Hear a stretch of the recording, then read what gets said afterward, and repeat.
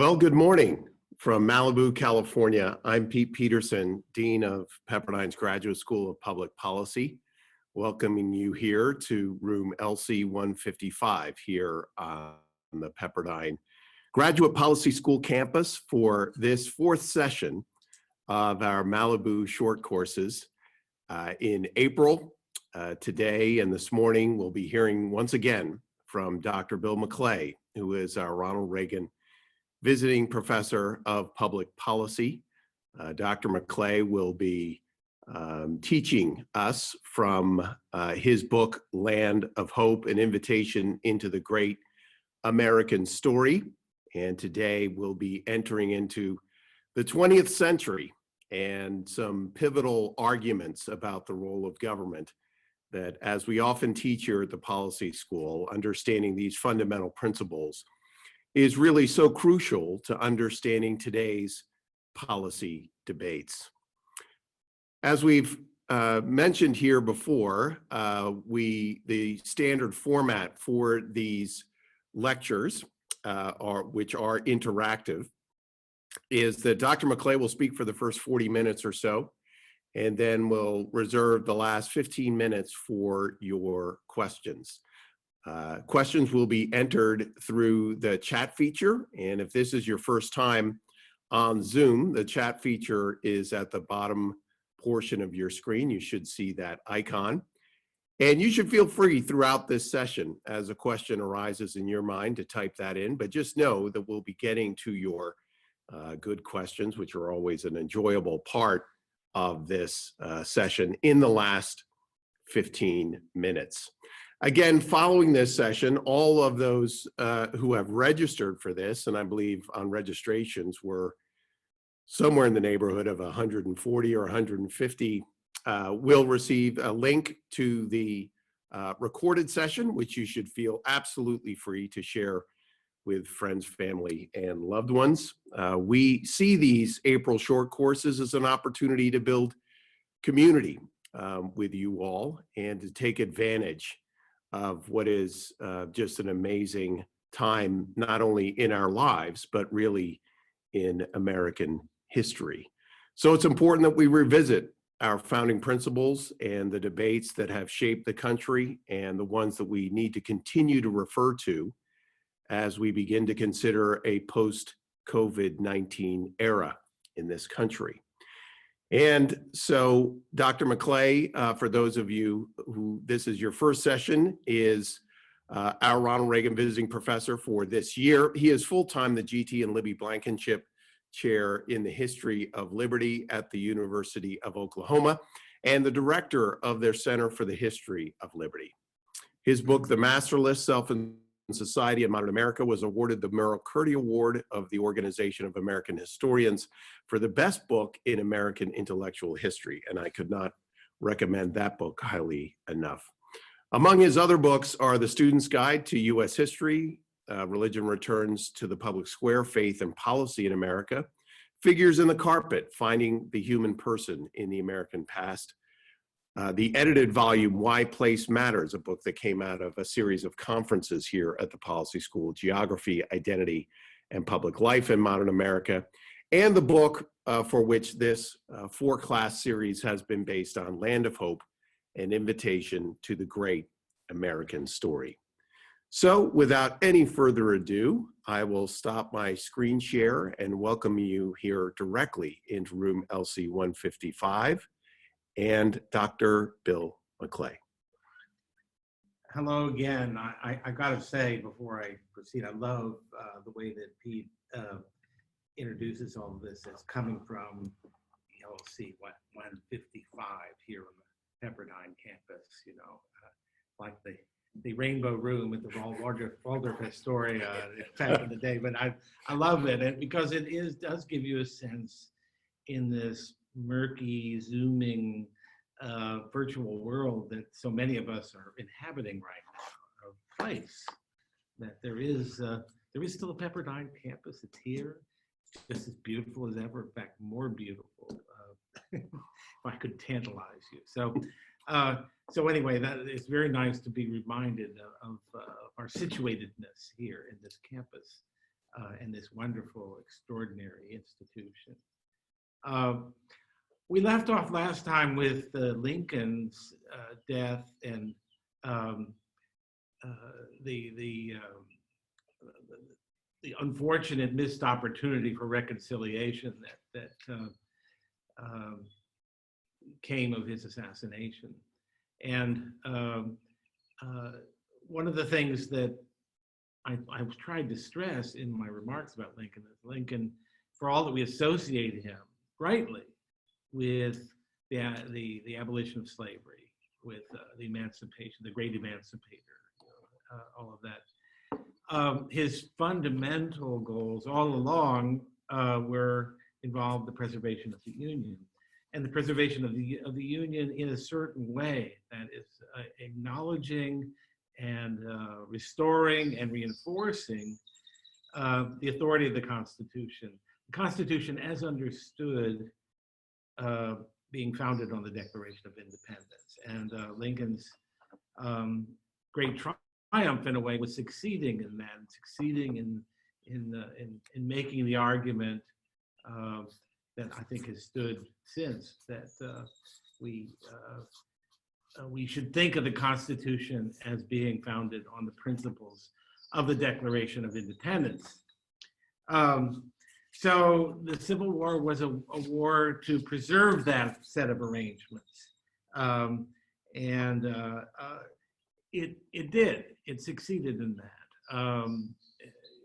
It expanded the power of the national government, perhaps to a greater degree than some would have wanted. It expanded the power of the presidency in ways that they didn't last very long, but of course would come back eventually. But what happens that's really going to be our subject for today after the Civil War is that once this festering sectional conflict, which had been inhibiting national growth and national development, not much, but it was inhibiting it. It was inhibiting the building of a transcontinental railroad, which became a great controversy leading to the Kansas-Nebraska Act and other mistakes along the way. Once the Civil War was over, once the sectional conflict was behind us, then the country could concentrate on westward expansion and on building itself into the world's greatest industrial power, which we did in a remarkably short period of time. In 1860, 65, let's say 1865, at the end of the war, the United States was a minor player among the world's industrial powers. By the end of the century, it was the leading industrial power in the world. That's a matter of 35 years. How did this happen? That's actually subject for a different lecture, how it happened. But that it happened is undeniable, and that it happened mostly for reasons that had to do with the sheer animal spirits of enterprising, entrepreneurial, often quite buccaneering capitalists, and a relatively lightly regulated system of political economy. That would take up a lot of our time in explaining, how it happened. But that it happened. And the social changes, the cultural changes, the economic changes that industrialization, that rapid industrialization brought about, that is more our subject today. How did it change the nature of cities, for example? Well, cities became transformed. Cities became much larger, more numerous, and more segmented according to social class, according to functional class within the new economic order. You have a new proletariat, something you have not seen in American history before. A working class whose fortunes are tied to the success of these enormous industrial enterprises. Combinations, again, unheard of in the American past. Large business corporations that were capitalized at extraordinary levels of capitalization. U.S. Steel was the first billion-dollar corporation. And that $1 billion, that was a lot of money back in those days. I mean, you may feel like it ain't much now, but just rattling around in your pocket, but $1 billion in the 19th century, that was a lot of money. Why so much money? Why this concentration of capital? Well, for one thing, you had to be able to pool resources that were more than anyone, even one very rich person could manage, to be the proprietor of, let's say, a giant steel mill, let alone a railroad, which has to be a sort of geographically expansive. You have to have the whole thing in place before you can charge $1 for the use of the railroad. So enormous amounts of capital up front, and that can't be dredged out of the pocket of any one person. You had to have ways of pooling those kinds of capital resources. So investment banking, the joint stock company, which of course had been around for a long time, but the modern corporation comes into being. And the modern corporation with its unique form of organization, vertical integration of all the different functional components. So that to run a railroad, for example, which is arguably the greatest single example of big business in the late 19th century, you don't just have to have steam engines and tracks. Those tracks have to cover long distances. You need the steel to build them. You need all kinds of allowances for the easements to pass through the land. You need telegraph lines. You need the dimension of the telegraph is extremely important, because you couldn't possibly coordinate something as sprawling as a railroad without the equivalent of a nervous system. And that's really what the telegraph supplied, an instantaneous form of communication. I could go on, but that's one form of transformation that occurs at this time.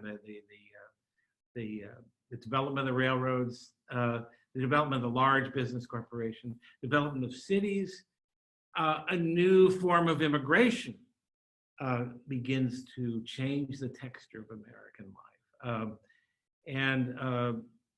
You should know that this was not just a product of push factors, as they say, of poor peasants from Italy and Poland and Greece and so on coming to America in search of a new life. It was that. There's no doubt about that. It was that. But it was also the proprietors of the steel mills and other large industrial corporations needed labor. And that was a place to get it. So actually they recruited in impoverished European countries and in Asia to find workers for the railroads and for the steel mills and the rest of the great industrial plant. So what's happening here is that the country, the agrarian, decentralized republic of the 18th century, of the founders, was being transformed into a whole new, different kind of world with huge corporations and finance capitalism. Bankers like J.P. Morgan in the driver's seat in a lot of ways of what's going to flourish and what's not. People from New York pulling the strings relating to the fates of farmers and others sprawled across the land. It's a different kind of country. It's a more interdependent, interconnected country. The historian Robert Wiebe has a wonderful image here that I want to share with you, that the America of the 18th and early 19th century was an America of island communities. They were semi-autonomous by necessity. There was no Netflix. There wasn't even radio. We don't get radio till the 1920s. There was there were very few experiences outside the community, the area in propinquity to oneself. So culture, so commerce. Farmers grew their crops and sold their crops to regional markets that were pretty well established, and their basis was understood. Well, when the railroads began to penetrate, they went to the places they wanted to go to. Those became the important depots. Other cities that weren't in the mix lost out. And that sense of interconnection goes even further. The prices that your crops are able to command in these new depot cities are not, they're dependent on all kinds of factors, not just the locality, but what's the price of wheat in Argentina? And how do people on Wall Street evaluate the relative merits of wheat from Argentina as opposed to wheat from Kansas? So a whole new world is coming into being. And I could go on and on about this, about the ways in which it changed even people's sense of time. That we think of standard time zones as something that was, it's not in the book of Genesis, but probably God created standard time zones on the 8th day after he rested up. Well, no, they had to be created, and they were created by businessmen who needed them as a way to organize and manage a transcontinental empire of commerce, particularly driven by the railroads. So all of these things, noon was measured by when the sun was at its pinnacle, where you were. If you were in Cleveland, it was one time. If you were in Denver, it was another time. If you were in Malibu, you were outside of time altogether. And that's still true. So standard time zones put everybody on a temporal grid, everybody in the country. It's a fantastically far-reaching change when you think about it. So we moved from island communities, Robert Levy's image, island communities, to be an interconnected society. Okay, this transformation of the cities, of the character of the economy, industrial life, the creation of an industrial labor force, of cities that had extreme levels of wealth and poverty, and that were segmented according to those levels. You had the accumulation of vast fortunes on a scale never before seen in American history. A lot of people looked at this and said to themselves, we're losing our country. This is not the America that the founders created. This is a whole different world. And it was frightening to them. There's a whole literature in the late 19th century of utopian fantasies about how to either roll back the effects of industrialization or humanize them, looking backward by Edward Bellamy. One of the great examples of that is the second best-selling book of the 19th century, second only to Uncle Tom's Cabin.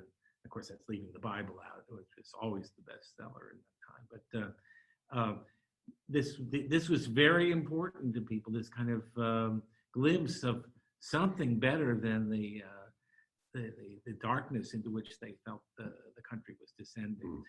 So this gives rise to, skipping a few steps, to the progressive movement.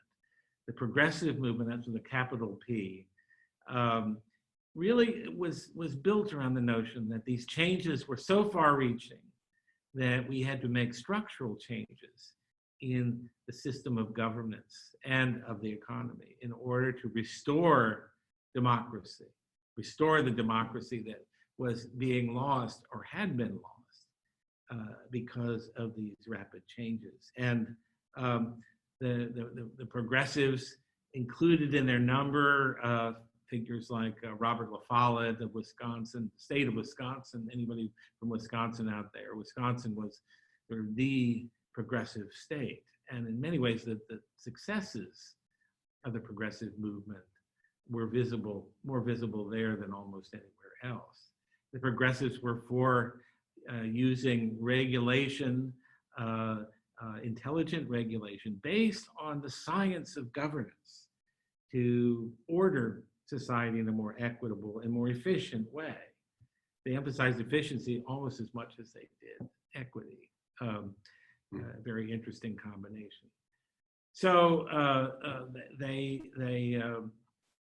didn't think that the constitutional way, which was to organize society so that you would have a collision between interest groups, and no one interest group would be able to dominate over the other. As Madison said, ambition must be made to counteract ambition. That was not good enough. What was needed now was a science of politics. And they were grounding their thinking in really the sort of mature Enlightenment view that science is based on the fact that we live in a world that's intelligible to us. We all have, there are no mysteries, there are no ultimate mysteries. Our human intelligence has been able to penetrate the laws of nature. We have Newtonian physics to describe motion and mathematically account for it and predict it. Why can't we use the same insights to order political life? After all, isn't politics also potentially subject to scientific explanation, scientific management, same as the natural world? So it's this optimism that really kind of crests in the 19th century and kind of comes crashing down at the time of the First World War, that's buoying up the progressive view of things. The progressives believed in expertise, in expert knowledge, that there could be a science of politics. You could study it and then teach it in the great universities, the great research universities that were being founded at that time, foremost among them in some ways being the University of Wisconsin, on Wisconsin, and Johns Hopkins University, which was the first European-style PhD granting institution. Happens to be my alma mater, and that of someone else we're about to talk about. And Berkeley and others were coming on the scene at that time. And the progressive view of these universities and of social and political knowledge in general is it was pragmatic. It was always for the purpose of better governance. So everything was usable in that sense. And to the greatest extent possible, we should base our actions henceforth in political affairs on the vision of the scientifically informed, the anointed, if you like, a kind of vision of technocracy, ruled by experts. And that's very much a part of the progressive vision. It's, the reason we have a Food and Drug Administration, for example, is partly because of Theodore Roosevelt, who was one of the, politically speaking, more than La Follette, who was a regional figure by and large. Theodore Roosevelt brought progressivism into the White House and into public policy. Roosevelt was concerned about the irresponsibility of large industrial combinations. He was in favor of concentration. He thought this was the way of the natural tendency of things towards combination. And it would be folly to break up efficient large combinations, but one must regulate them strictly in accord with the public interest. Couldn't just let them go wild. So it's an anti-laissez-faire philosophy. There is another approach to progressive reform, what I call the antitrust approach, which thinks it's very important to break up these large combinations and restore as much as possible the conditions of competition that we think are essential to the high performance of a capitalist, competitive, enterprising social and economic order. we have both of these in our current setup. We still have the Federal Trade Commission. We have sort of antitrust agencies that periodically come out of hiding to say that this enormous company can't combine with this enormous company, and so on. But also the trend towards industrial combination or a combination of whatever kind of enterprise and regulation, strict regulation by government. There are problems with both of these, and we could talk at some length about that. But what I want to do is get to how progressivism formulates itself as a philosophy of government that is opposed to the constitutional, what I'm calling the constitutional understanding of the founders, of the framers of Lincoln. Not that those are all completely synonymous, but they're definitely in a intelligible procession. Very good. Historical procession. And that would be Roosevelt's, not his immediate successor, but a successor to Roosevelt, Woodrow Wilson, who was a PhD from Johns Hopkins and before me. We were not there at the same time. And in political science, he was quite distinguished as a political scientist. He wrote a number of very important books before even getting into politics. And he had a kind of vision. He wasn't, even then it was very clear he wasn't happy with the American constitutional system. He liked the parliamentary system of Britain better because it in effect combines the legislative and executive branches into one entity, because the prime minister comes out of the legislative branch rather than being in a presidential system counterposed to the legislature. This is one of the reasons we have divided government, is because we have a presidential system. Parliamentary government finds its own ways to have divided government, like not being able to form a governing coalition. But those things were not much on Wilson's mind. He was more concerned with the drawbacks and the ways in which our constitutional system made decisive, unified action very difficult, if not impossible, that only in a crisis or an emergency, and even then difficult to manage. So Wilson has the best example I can find of his sort of statement of principles in a way that you'll find intelligible and interesting. Is an essay he did, published in 1913, which is after he becomes president in the amazing election of 1912, called "What is Progress?" And this will be the first of our slides here. And Bill, just to interject, the audience, the students should know that we will be sending this slide deck along after this presentation. Oh, great. So they'll have these slides as well to see. Okay, great, wonderful, wonderful. This essay, I've got 3 slides derived from this essay because I think it's awfully interesting. Let's just take some time to unpack this.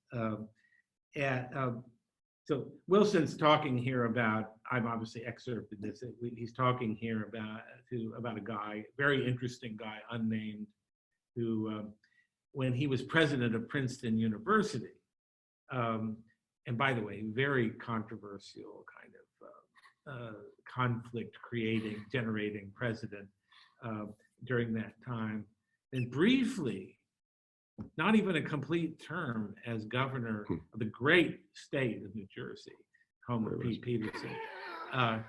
And then he runs for and is elected after many failed nomination votes. He's nominated and then elected because of the division of the Republicans to the presidency.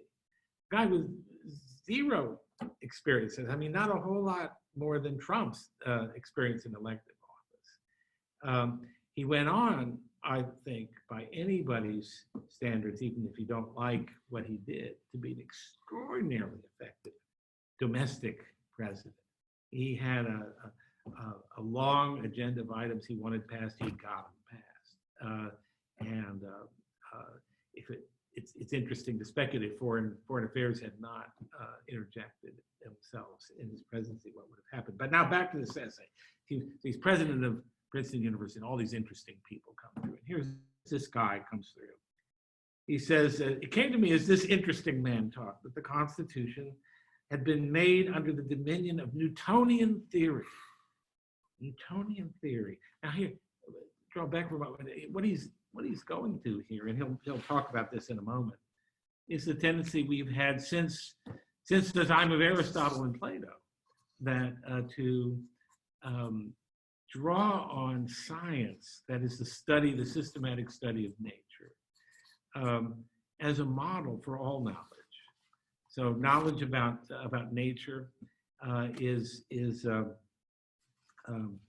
analogous or homologous to the understanding of other things. So the U.S. Constitution is Newtonian. It speaks of the checks and balances of the Constitution. This is really quite, I think, perceptive. It's the idea, the organization of the universe, the solar system, how the gravitation holds the objects in orbit. They proceed to represent Congress, judiciary, and president as a sort of imitation of the solar system. Let's go on to the next slide. The makers of our federal constitution read Montesquieu, great 18th century thinker, with true scientific enthusiasm. They were scientists in their way, the best of their age. A little bit of condescension there, just a little bit. Those fathers of the nation. Jefferson wrote of the laws of nature, and then by way of afterthought of nature's God.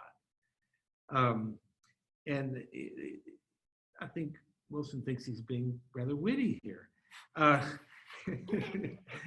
they constructed a government as they would have constructed an orrery to display the laws of nature.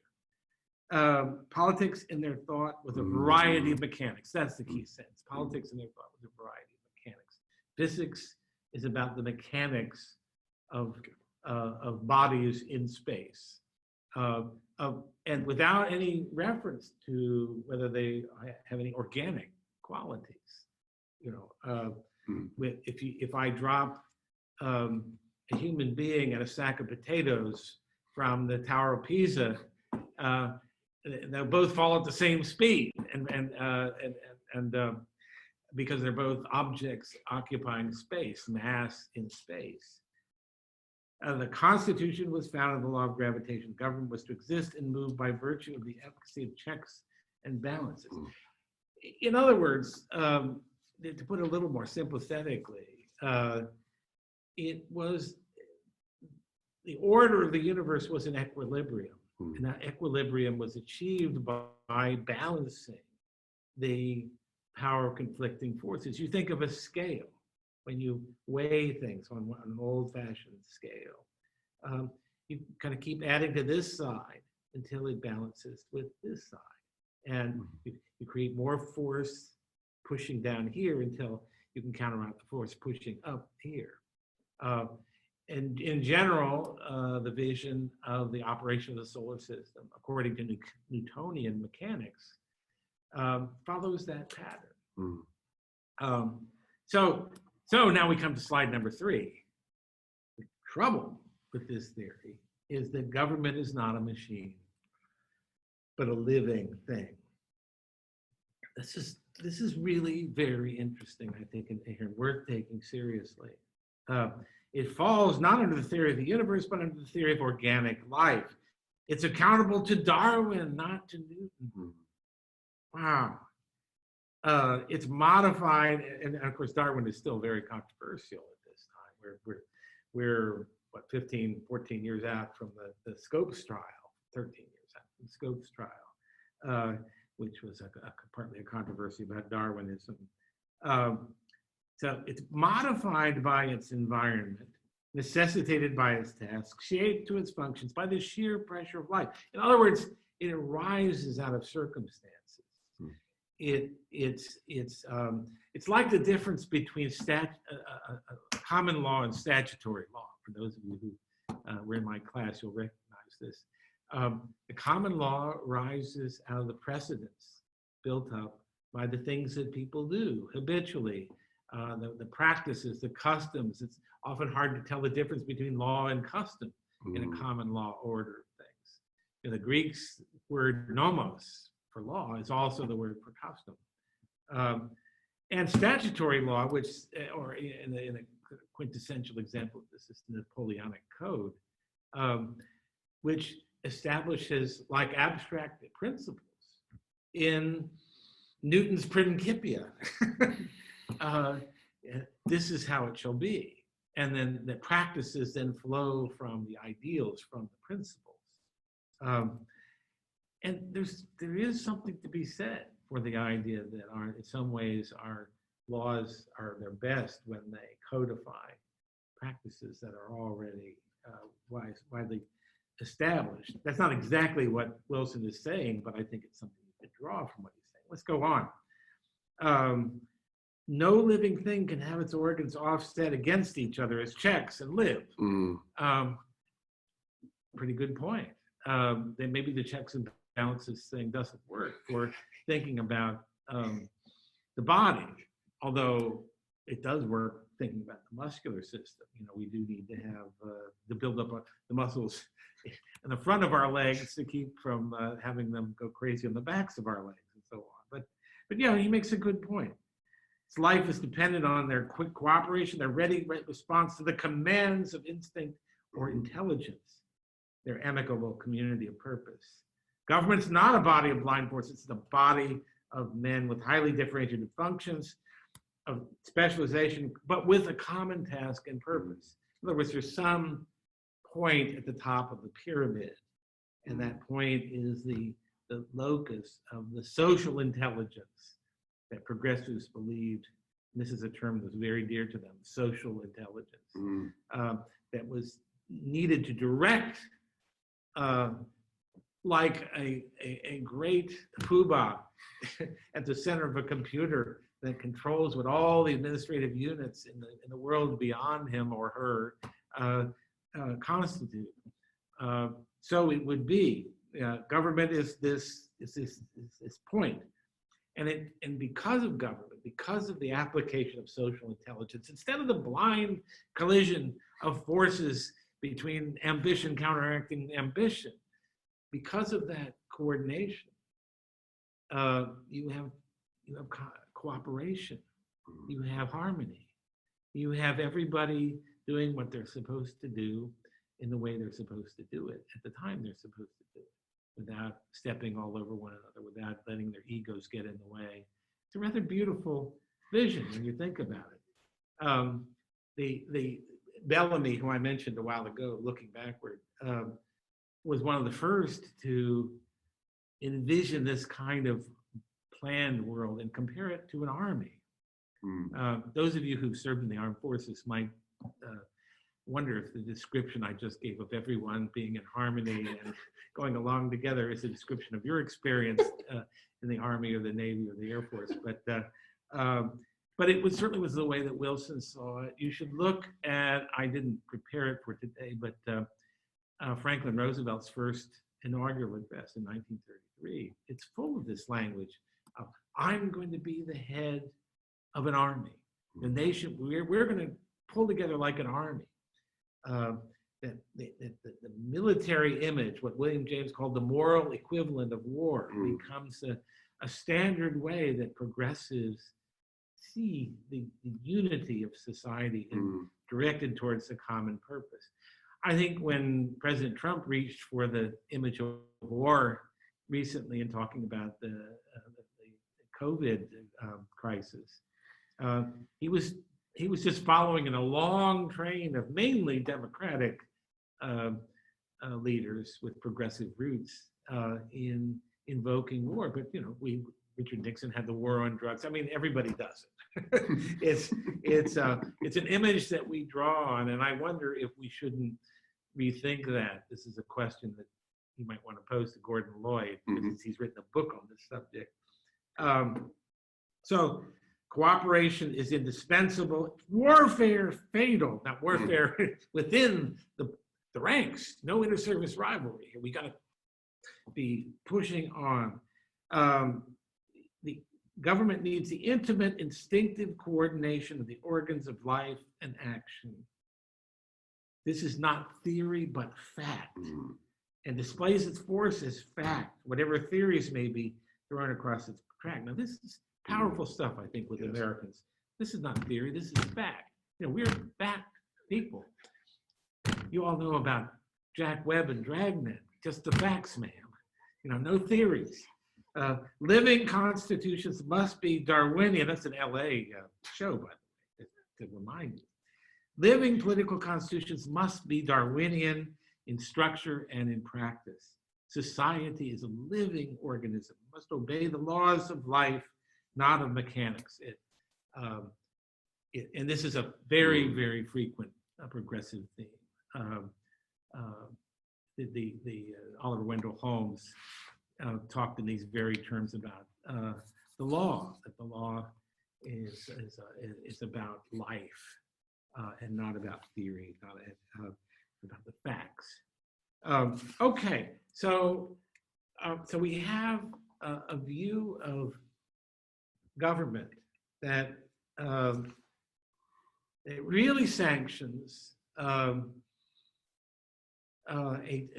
transformation of the constitutional order that the founders, even the notion of founding, when you found something, you're laying down the substructure that is the basis of the thing itself. If I say, you know, I think the foundation of the Empire State Building was mislaid, and I'm going to go down there and take care of that. Well, you know, you're going to have a big problem, and so are a lot of other people. You don't excavate the foundation of a building that's already been built.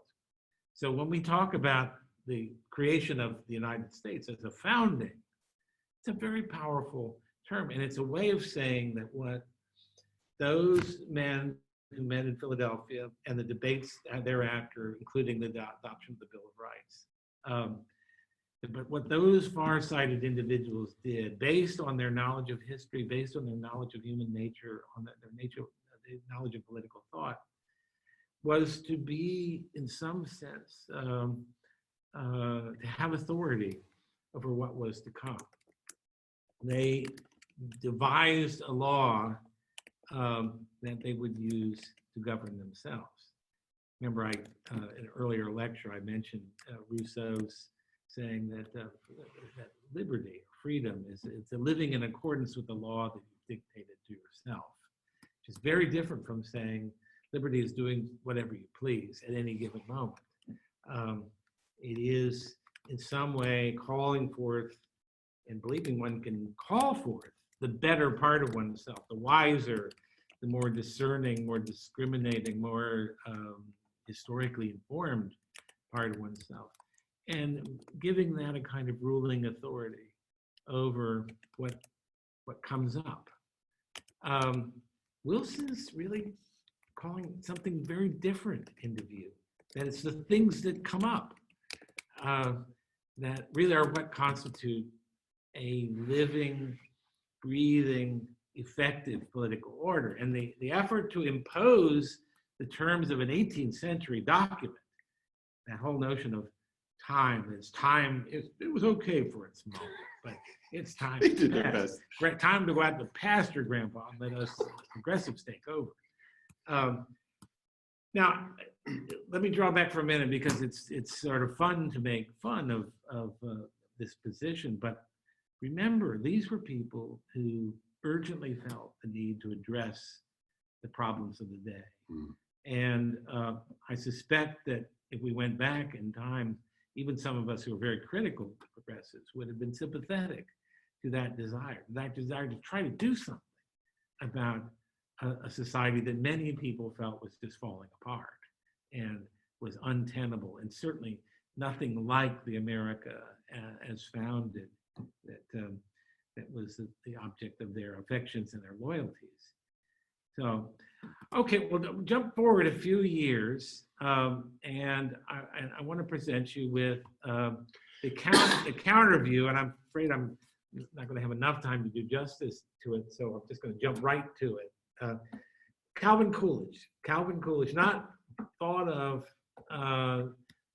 for reasons I don't really completely understand, but I think it's mostly political bias, he's never been given his due as a thinker and an orator.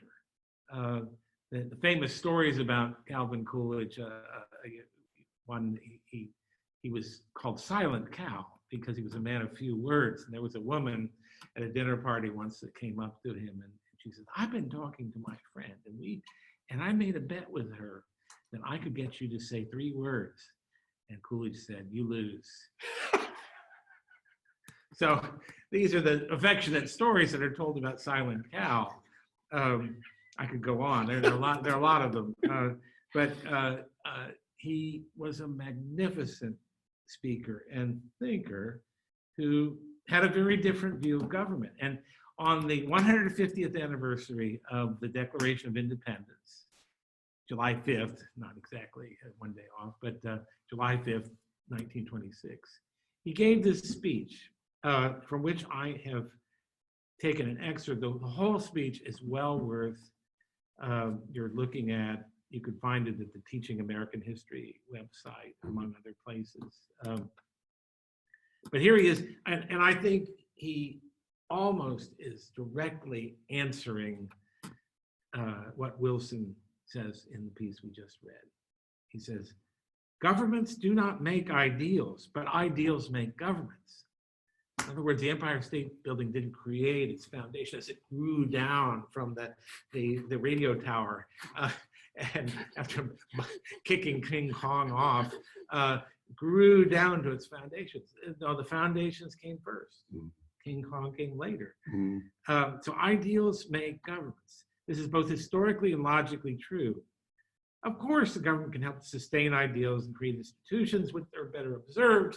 And the better progressives said that. They said, you know, we're not trying to excavate the foundation. We're trying to restore it by making changes that are needed. Even Herbert Crowley, who wrote the progressive manifesto called The Promise of American Life, said, what we're trying to do, he contrasted Hamilton and Jefferson as sort of big government, limited libertarian government. And we're trying to use Hamiltonian means for Jeffersonian ends. In other words, we're going to try to have protect liberty and small government by having big government. Whether that makes sense or not is another discussion. But that many progressives saw themselves as trying to. John Dewey, very, very passionate. Reform was a big word. Yes, reform. So reform is not the same as revolution, or it's certainly not the same as restoration either. It's something in between. Okay, so it's not the enactment, but the observance of laws that creates the character of a nation. In other words, it's sort of like the model of the 10 Commandments.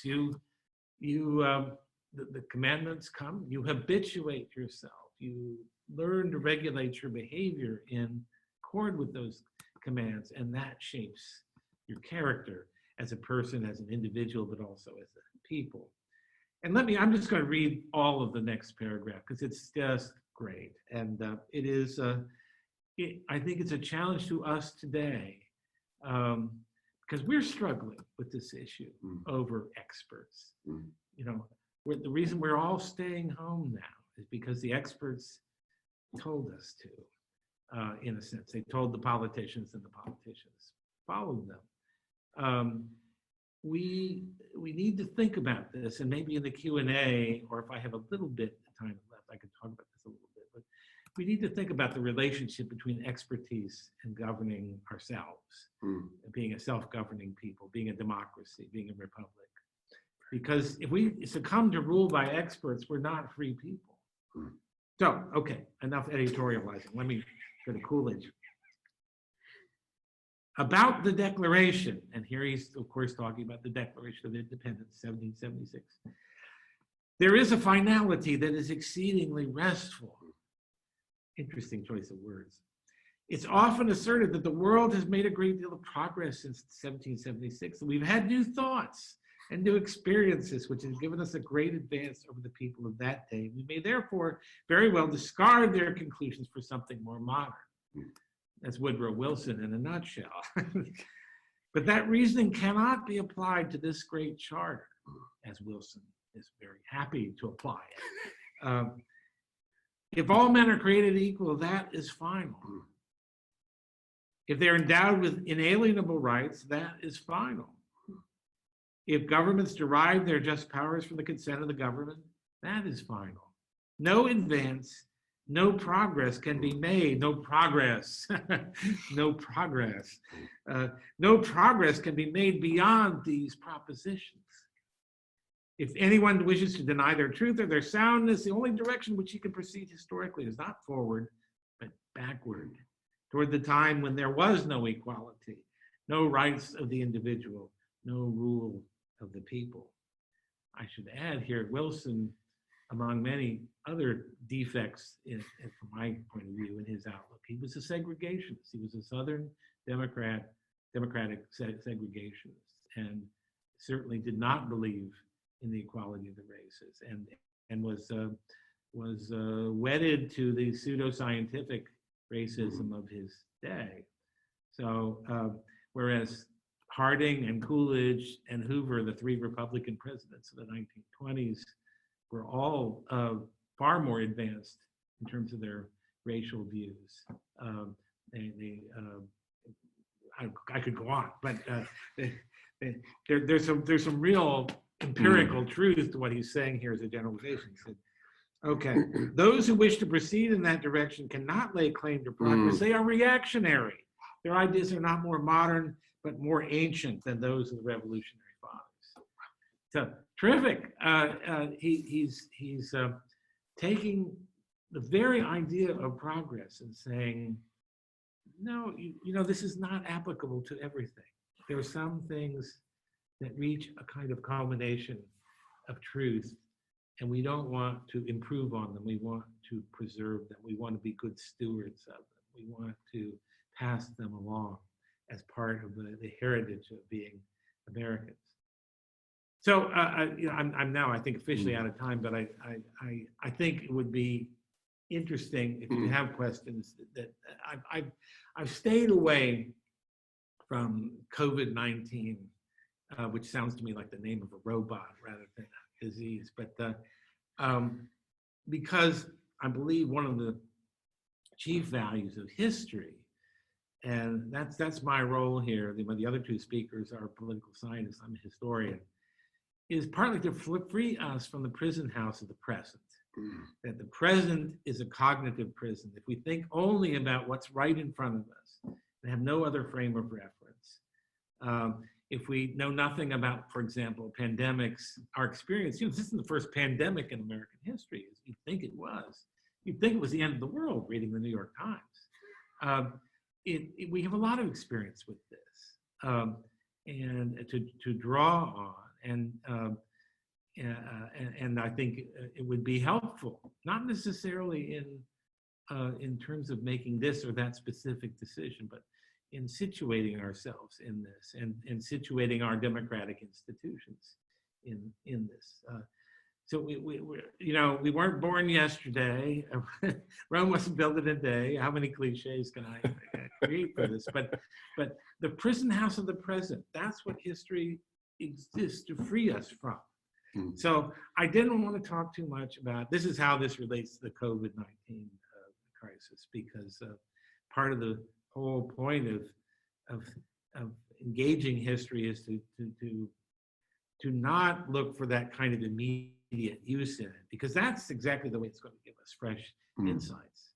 So let me stop there. Yeah, that's a good time to stop. So, and I'll just add that we'll run 5 minutes beyond to 8:35, just to allow some time for some good questions here. One of the sets of questions coming through that does have some relevance, as you've raised, is the progressive, maybe traditional conservative battle, if you will, between Wilson on one side and Coolidge on the other, is what the role of experts should be in a republic. And you're not saying at all, as Coolidge wouldn't say, that there wasn't a role for expertise, but talk a little bit about how experts fit in to informing self-governing citizens and elected leaders? That's a great question. And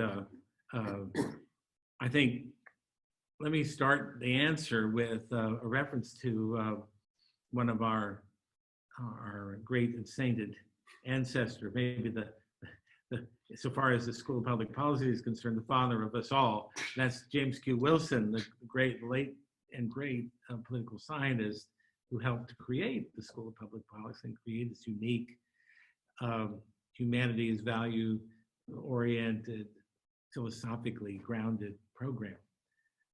He had a great way with words, and he had the following saying, which I think is pretty much sums it up. He said, "Experts should be on tap, but not on top." And I think that's pretty good. But let me. And he was an expert of experts. He was well, and this is one of the things. I have a friend who's a federal judge who I've talked to about this. I said, what do you do with expert witnesses? And he said, well, generally juries he's actually quite positive about juries. And juries are a check on expertise too. But he says you have to develop a certain kind of expertise about expertise. That is a meta expertise, sort of an ability that when you have two dueling psychologists, for example, you have to, ultimately somebody's going to make a judgment. Let me say two or three things about experts. There's a problem with experts when they're wrong or they disagree, and there's a problem with experts when they're right. I think the problem when they're wrong is obvious. You can go off just half-cocked with some sort of zany solution or dehumanizing solution to a problem on the basis of a misbegotten or poorly apprehended understanding of the subject at hand. But they're also a problem if they're right, because expert knowledge by its very nature is a knowledge of something small, something defined, something finite. You could be the absolute, I'm just thinking of my own field, you could be the absolute expert on slavery in the state of Delaware between 1835 and 1840, which is really cool, if you're into that. But it's not going to tell you much about slavery in other places in the United States, slavery in the world, the role of slavery in the world economy in the 19th century, the role of slavery in all of world history, which ultimately is a very, very big question. You will know lots and lots of on a very small subject.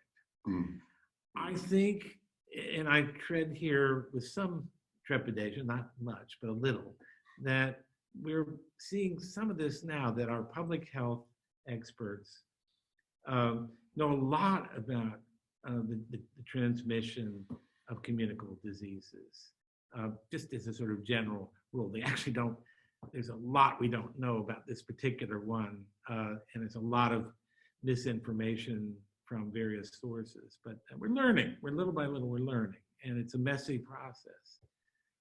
But it seems to me, we may have been too deferential to the experts, and I'm just expressing my opinion here, in concluding that what they know translates into an adequate public policy for all of us in all of the United States for an undefined period of time.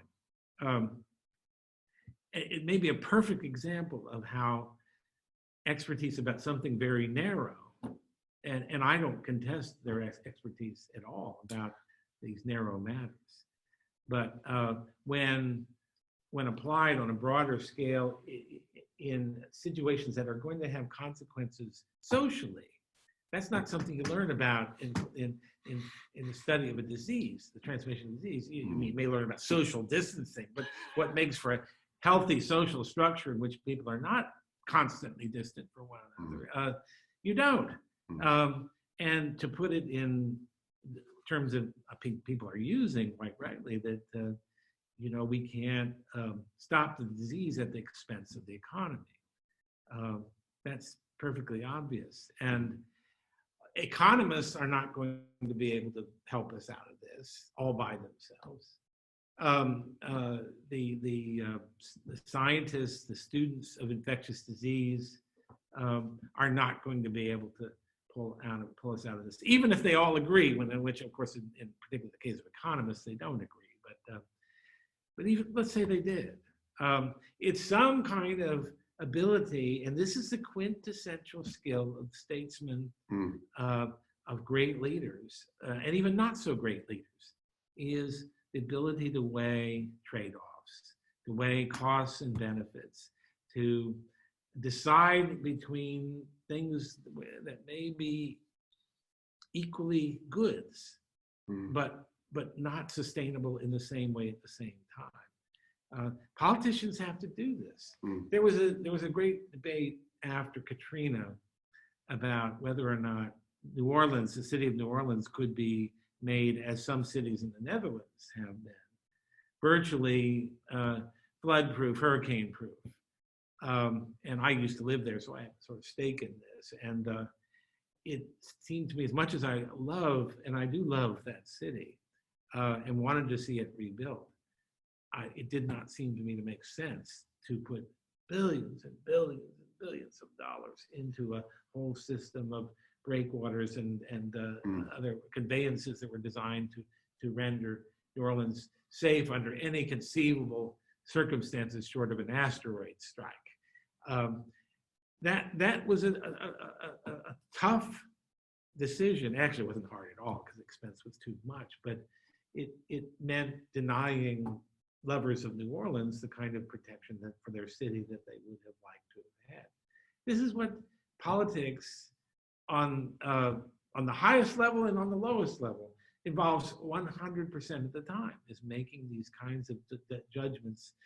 Ideally, you like to deliberate about them rather than just horse trade about them. But in some way or another, it has to all be worked out. And the claims of experts can't be allowed to countermand everything else. One of the points about the progressives that's kind of interesting, they didn't like politics. They didn't like the political process. They didn't like elections. They didn't like the horse trading that goes on in legislative bodies. They preferred to, as much as possible, translate politics into administration. And if you could have a bureau of administration that took over the duties of what had been political officers, oh, how much better that would be. Then the experts could rule undisturbed. And they would not have to run for re-election because they didn't run for election in the first place. And the very city, this town of Malibu, whatever, conurbation of Malibu, has a city manager. The concept of a city manager is a progressive idea that mayors, yeah, you can have mayors. We do have a mayor. He never seems to do anything. But the city manager is the one we hear from when we're told we have to wear masks the moment we step out the door or whatever. And I don't know how she's selected, but I assume that it's not by popular vote, because defeats the whole concept. Hired by the council. Yeah. Okay. So, at any rate, this is the notion that we should take public policy out of politics. Which a lot of us, there are times we think, yeah, let's get this together. Let's have a blue ribbon commission to decide this. Every time we do that, we're giving up on the process of deciding those things through the process of self-governance, of being a free people deciding together for ourselves what things will be. That's not to say I'm against all blue ribbon commissions or against all expertise, but there are some things that those are needed to accomplish. What worries me the most about the state of American democracy, and this goes to a lot of the things we do here and that Pete Peterson himself is very involved in, is that it seems that we're increasingly lacking in the ability to make decisions about the future that involve sacrifice, that involve difficulty without doing it under the pressure of an emergency. So everyone knows Rahm Emanuel's famous saying about never letting a crisis go to waste.